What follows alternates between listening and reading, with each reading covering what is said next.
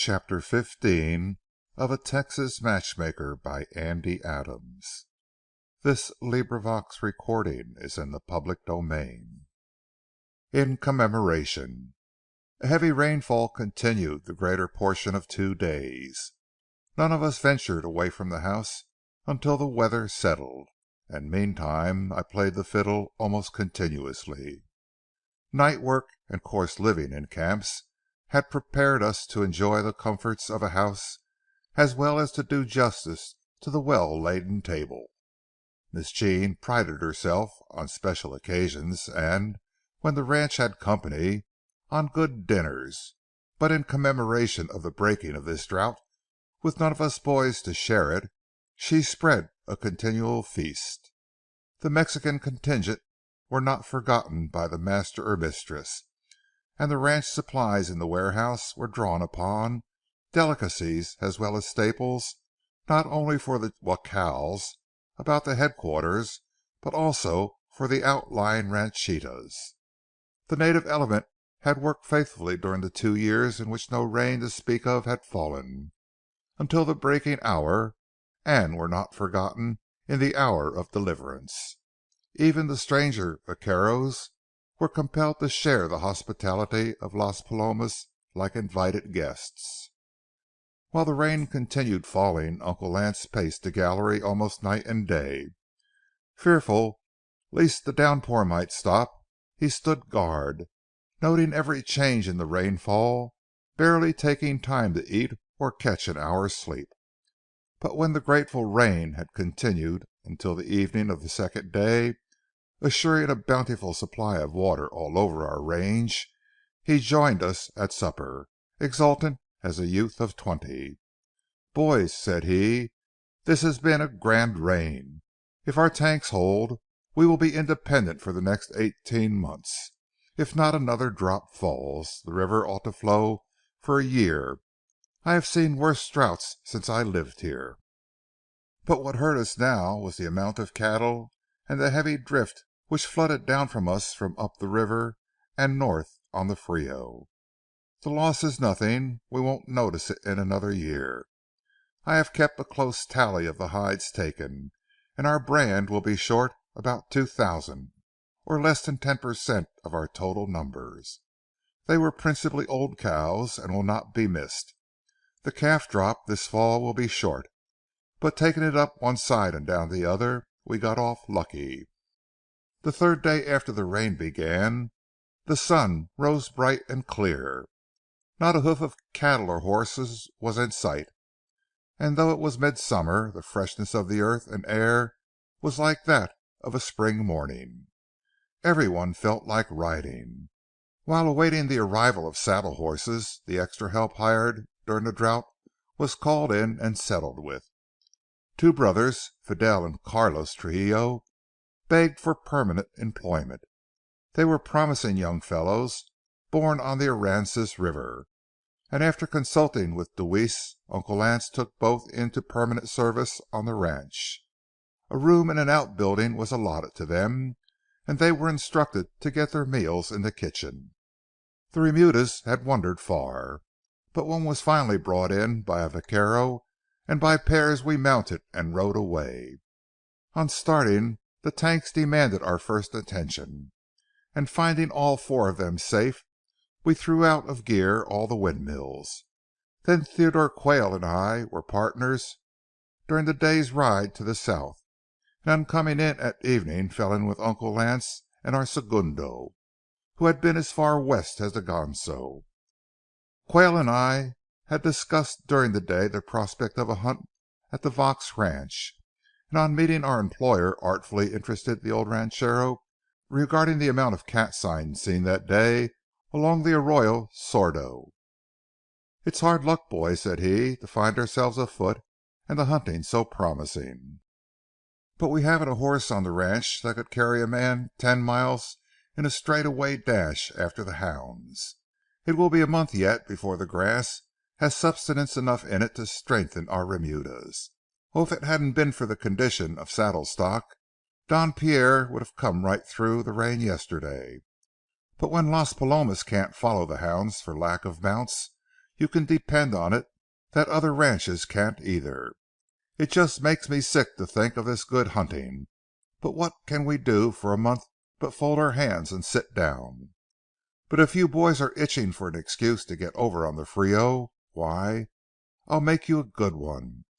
This drought has knocked all the sociability out of the country, but now the ordeal is past, Theodore is in honor bound to go over to the Vaux ranch. I don't suppose you boys have seen the girls on the Frio and San Miguel in 6 months.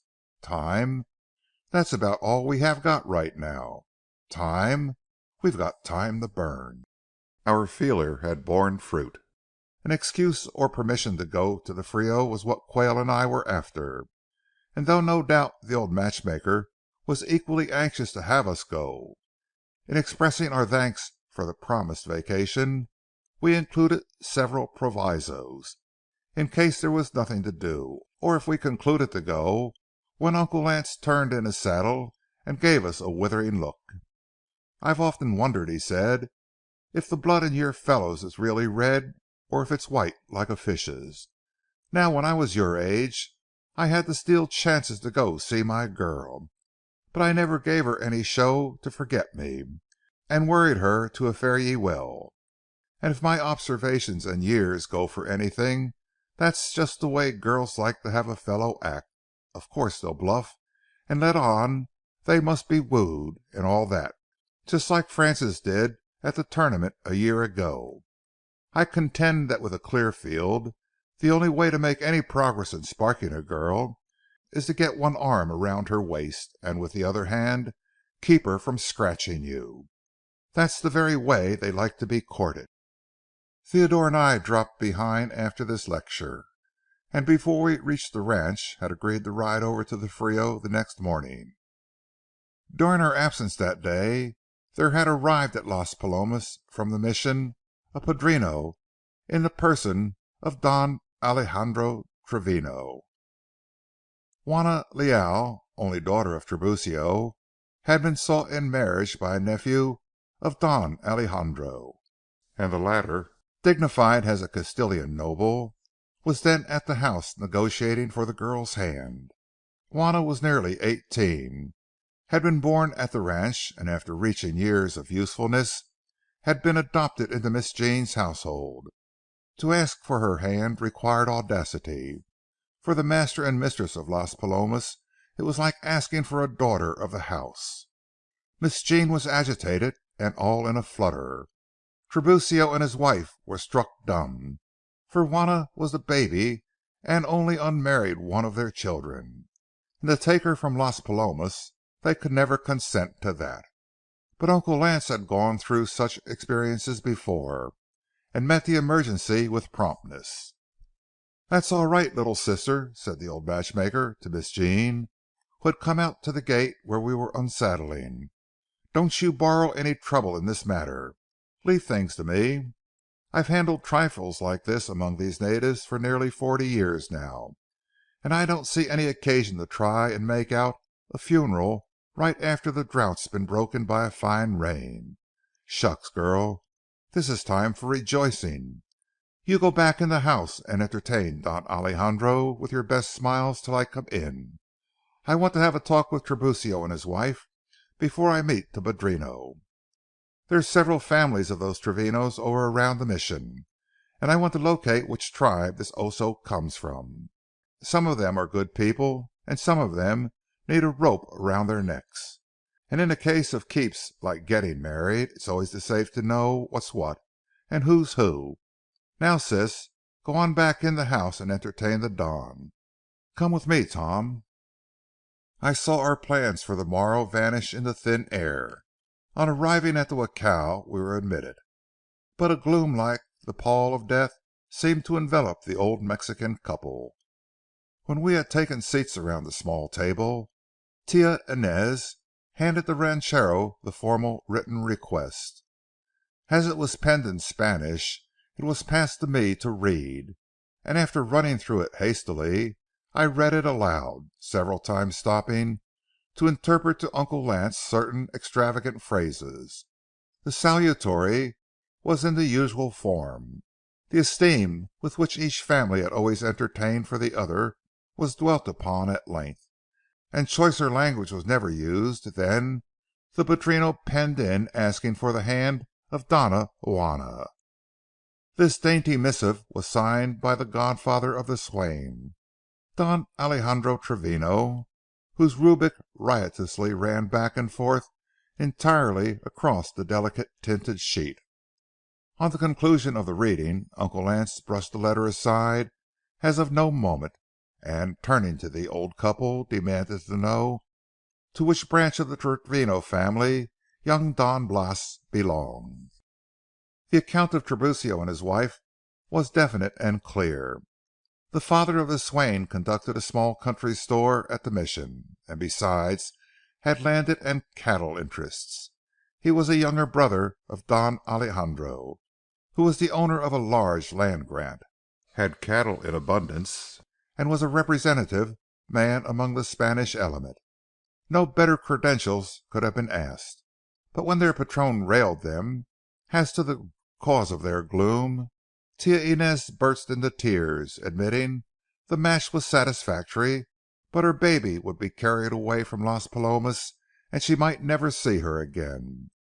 Her two sons, who lived at the ranch, allowed no day to pass without coming to see their mother, and the one who lived at a distant ranchita came at every opportunity. But if her little girl was carried away to a distant ranch, that made it impossible. Let Don Lance, worthy patron of his people, forbid the match, and win the gratitude of an anguished mother. Invoking the saints to guide her aright, Doña Inez threw herself on the bed in hysterical lamentation. Realizing it is useless to argue with a woman in tears, the old matchmaker suggested to Tiburcio that we delay the answer the customary fortnight. Promising to do nothing further without consulting them, we withdrew from the jacal. On returning to the house, we found Miss Jean entertaining the Don to the best of her ability, and commanding my presence, the old matchmaker advanced to meet the padrino, with whom he had a slight acquaintance. Bidding his guest welcome to the ranch, he listened to the Don's apology for being such a stranger to Las Palomas until a matter of a delicate nature had brought him hither.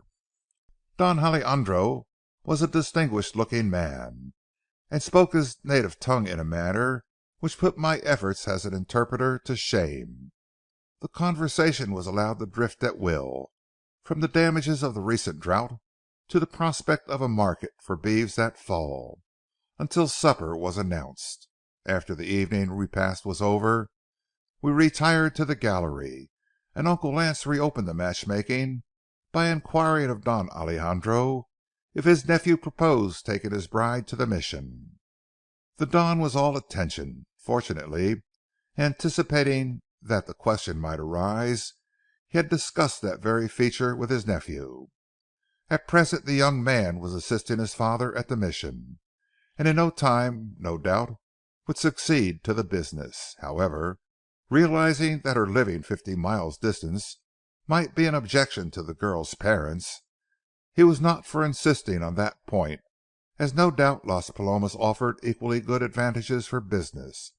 He simply mentioned this by way of suggestion, and invited the opinion of his host. "Well now, Don Alejandro," said the old matchmaker, in flute-like tones, "we are very simple people here at Las Palomas, breeding a few horses and mules for home purposes, and the rearing of cattle has been our occupation. As to merchandising here at the ranch, I could not countenance it, as I refused that privilege to the stage company when they offered to run past Las Palomas. At present our few wants are supplied by a merchant at Shepherd's Ferry. True, it's 30 miles, but I sometimes wish it was further, as it is quite a temptation to my boys to ride there on various pretexts. We send down every week for our mail and such little necessities as the ranch may need. If there was a store here, it would attract loafers and destroy the peace and contentment which we now enjoy. I would object to it, one man to his trade and another to his merchandise." The padrino, with good diplomacy, heartily agreed that a store was a disturbing feature on a ranch, and instantly went off on a tangent on the splendid business possibilities of the mission. The matchmaker in return agreed as heartily with him, and grew reminiscent. "In the spring of '51," said he, "I made the match between Tiburcio and Doña Inez, father and mother of Juana. Tiburcio was a vaquero of mine at the time, Inez being a mission girl, and I have taken a great interest in the couple ever since. All their children were born here and still live on the ranch. Understand, Don Alejandro, I have no personal feeling in the matter, beyond the wishes of the parents of the girl. My sister has taken a great interest in Juana, having had the girl under her charge for the past 8 years. Of course I feel a pride in Juana, and she is a fine girl. If your nephew wins her, I shall tell the lucky rascal when he comes to claim her, that he has won the pride of Las Palomas. I take it, Don Alejandro, that your visit and request was rather unexpected here, though I am aware that Juana has visited among cousins at the Mission several times the past few years, but that she had lost her heart to some of your young gallants comes as a surprise to me, and from what I learned, to her parents also. Under the circumstances, if I were you, I would not urge an immediate reply, but give them the customary period to think it over. Our vaqueros will not be very busy for some time to come, and it will not inconvenience us to send a reply by messenger to the Mission. And tell Don Blas, even should the reply be unfavorable, not to be discouraged. Women, you know, are peculiar. Ah, Don Alejandro, when you and I were young and went courting, would we have been discouraged by a first refusal?" Señor Travino appreciated the compliment, and with a genial smile slapped his host on the back, while the old matchmaker gave vent to a vociferous guffaw. The conversation thereafter took several tacks, but always reverted to the proposed match. As the hour grew late, the host apologized to his guest, as no doubt he was tired by his long ride, and offered to show him to his room. The padrino denied all weariness, maintaining that the enjoyable evening had rested him, but reluctantly allowed himself to be shown to his apartment. No sooner were the good nights spoken than the old ranchero returned, and, snapping his fingers for attention, motioned me to follow. By a circuitous route we reached the jacal of Tiburcio. The old couple had not yet retired, and Juana blushingly admitted us. Uncle Lance jollied the old people like a robust, healthy son amusing his elders. We took seats as before around the small table, and Uncle Lance scattered the gloom of the jacal with his gaiety. "Las Palomas forever," said he, striking the table with his bony fist. "This padrino from the Mission is a very fine gentleman, but a poor matchmaker. Just because young Don Blas is the son of a Travino, the keeper of a picayune tienda at the Mission, was that any reason to presume for the hand of a daughter of Las Palomas? Was he any better than a vaquero just because he doled out frijoles by the quart, and never saw a piece of money larger than a media real? Why, a Las Palomas vaquero was a prince compared to a fawning attendant in a Mission store. Let Tia Inez stop fretting herself about losing Juana. It would not be yet awhile. Just leave matters to him, and he'd send Don Alejandro home, pleased with his visit and hopeful over the match, even if it never took place. And none of those frowns from the young lady." As we all arose in parting, the old matchmaker went over to Juana, and, shaking his finger at her, said, "Now look here, my little girl. Your mistress, your parents, and myself are all interested in you, and don't think we won't act to your best interests. You've seen this young fellow ride by on a horse several times, haven't you? Danced with him a few times under the eyes of a chaperon at the last fiesta, haven't you? And that's all you care to know? Are you ready to marry him? Well, well, it's fortunate that the marriage customs of the Mexican protect such innocents as you. Now if young Don Blas had worked under me for a year as a vaquero, I might be as ready to the match as you are, for then I'd know whether he was worthy of you. What does a girl of your age know about a man? But when you have as many gray hairs in your head as your mother has, you will thank me for cautioning every one to proceed slowly in this match. Now dry those tears and go to your mother."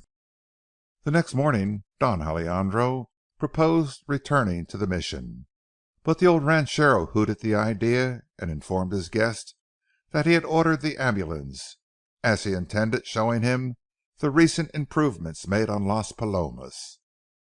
When the guest protested against a longer absence from home, the host artfully intimated that by remaining another day a favorable reply might possibly go with him. Don Alejandro finally consented. I was pressed in as driver and interpreter, and our team tore away from the ranch with a flourish. To put it mildly, I was disgusted at having my plans for the day knocked in the head, yet knew better than protest. As we drove along, myriads of grass blades were peeping up since the rain, giving every view a greenish cast. Nearly every windmill on the ranch on our circuit was pointed out, and we passed 3 of our 4 tanks, one of which was over a half mile in length. After stopping at an outlying ranchita for refreshments, we spent the afternoon in a similar manner. From a swell of the prairie some 10 miles to the westward of the ranch, we could distinctly see an outline of the Ganso. Halting the ambulance, the old ranchero pointed out to his guest the meanderings of that creek from its confluence with the parent stream until it became lost in the hills to the southward. "That tract of ground," said he, "is my last landed addition to Las Palomas. It lies north and south, giving me 6 miles frontage on the Nueces, and extending north of the river just about 4 miles.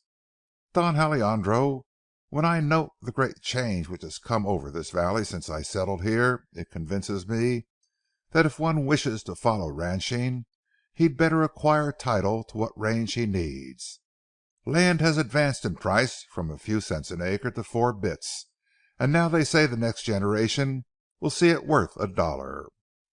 This Ganso grant contains 114 sections, and I have my eye on 1 or 2 other adjoining tracts. My generation will not need it, but the one who succeeds me may. Now, as we drive home, I'll try to show you the northern boundary of our range. It's fairly well outlined by the divide between the Nueces and the Frio rivers." From the conversation which followed until we reached headquarters, I readily understood that the old matchmaker was showing the rose and concealing its thorn. His motive was not always clear to me, for one would have supposed from his almost boastful claims regarding its extent and carrying capacity for cattle, he was showing the ranch to a prospective buyer. But as we neared home, the conversation innocently drifted to the Mexican element and their love for the land to which they were born. Then I understood why I was driving 4 mules instead of basking in the smiles of my own sweetheart on the San Miguel. Nor did this boasting cease during the evening, but alternated from lands and cattle to the native people, and finally centered about a Mexican girl who had been so fortunate as to have been born to the soil of Las Palomas. When Don Alejandro asked for his horse the following morning on leaving, Uncle Lance, Quayle, and myself formed a guard of honor to escort our guest a distance on his way. He took leave of the mistress of Las Palomas in an obeisance worthy of an old-time cavalier. Once we were off, Uncle Lance pretended to have had final interview with the parents, in which they had insisted on the customary time in which to consider the proposal. The padrino graciously accepted the situation, thanking his host for his interest in behalf of his nephew. On reaching the river where our ways separated, all halted for a few minutes at parting. "Well, Don Alejandro," said the old ranchero, "this is my limit of escort to guests of the ranch. Now, the only hope I have in parting is, in case the reply should be unfavorable, that Don Blas will not be discouraged, and that we may see you again at Las Palomas. Tender my congratulations to your nephew, and tell him that a welcome always awaits him in case he finds time and inclination to visit us. I take some little interest in matches. These boys of mine are going north to the Frio on a courting errand to day, but our marriage customs are inferior to yours, and our young people left to themselves don't seem to marry. Don Alejandro, if you and I had the makings of the matches, there'd be a cradle rocking in every jacal." Both smiled, said their adios amigos, and he was gone. As our guest cantered away down the river road, Quayle and I began looking for a ford. The river had been on a rampage, and while we were seeking out a crossing our employer had time for a few comments. "The Don's tickled with his prospects. He thinks he's got half an inch of rope on Juana right now. But if I thought your prospects were no better than I know his are, you wouldn't tire any horse flesh of mine by riding to the Frio and the San Miguel. But go right on, and stay as long as you want to, for I'm in no hurry to see your faces again. Tom, with the ice broken as it is, as soon as Esther can remove her disabilities, well, you won't have to run off the next time. And Theodore, remember what I told you the other day about sparking a girl. You're too timid and backward for a young fellow. I don't care if you come home with one eye scratched out, just so you and Frances have come to an understanding and named the day." CHAPTER 16